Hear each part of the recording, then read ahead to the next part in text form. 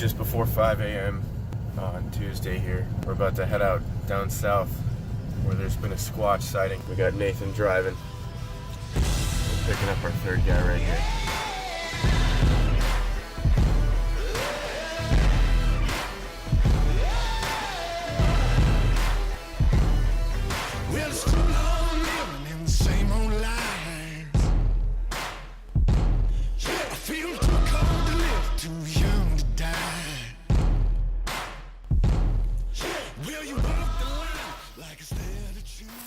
Hey guys, so down here in the Columbia River Gorge, pretty secluded. Not a lot of people around here.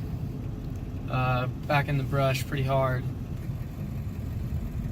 But that's what you gotta do if you want to catch Bigfoot. So we've met with a couple locals that actually had stories of encounters with them.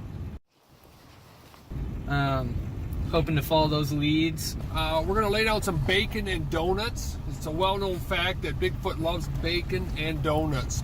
So we're gonna set them out today, and we're gonna come back later and do a night location, see if we can get some Bigfoot activity in this area. And of course, the further back we can get away from civilization and people, the better chance we got of sighting some Bigfoot.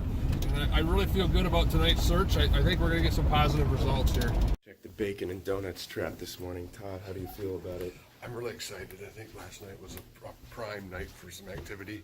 I'm really looking forward to getting out there and seeing what we have. This morning here checking on our bacon and donut bait that was set out last night.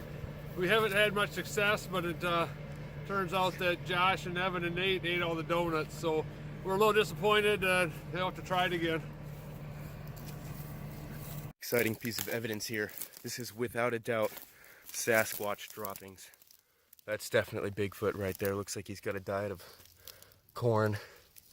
There might be a finger in there. This here is a Sasquatch face guard. When he spits his venom, this will protect us from the Sasquatch venom. Here Nate's kind of come across some what we believe is Bigfoot scat. It looks fairly fresh. It might be from last night's hunt. You know, I think we had Sasquatch around us. You know, this just kind of confirms that, and we're just kind of picking through it to see if we can get some idea what they're eating in this area. You can see he's been eating a lot of berries with how dark it is. It gives us a little insight to his diet here. Evan, because Squatch is such a dangerous creature, and you were placed in charge of security, could you tell us what kind of gun this is right here that we're using in order to protect ourselves from Squatch? So this is a steel 250. These are the best ones out here, hunting Squatch. So shoot these round blades, about 2,500 RPM.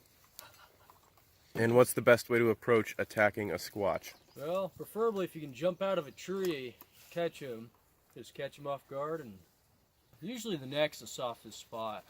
All right. You can see all the downed trees on the other side of the hill there. That's a clear sign that a Sasquatch has been in the area. They often go and knock down trees and then use them to build their dam over by the river. So Josh, this is clearly a Bigfoot print, am I right? Well, absolutely. You can tell by the tread here that he's a very mountainous man. He can climb up many different terrains such as rocks, dirt, hills of all sorts. The size here is very shows that he has multiple children, possibly as well. And so we're not just looking for one Bigfoot here, we're looking for multiple. This is going to be a hot spot right now. So what we got here is a pretty typical Bigfoot prevention fence. Since there's a lot of activity in the area, residents will put this up.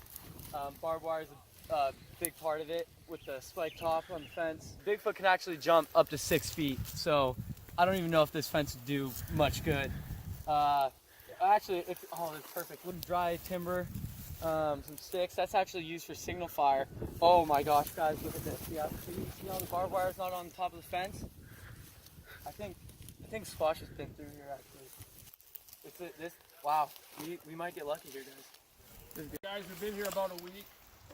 You know, we've had some good signs. This has been a really popular area, but I'm fairly confident if there was a Bigfoot in this immediate area, we would know about it and we would have seen him. I think it's time to move on. I agree.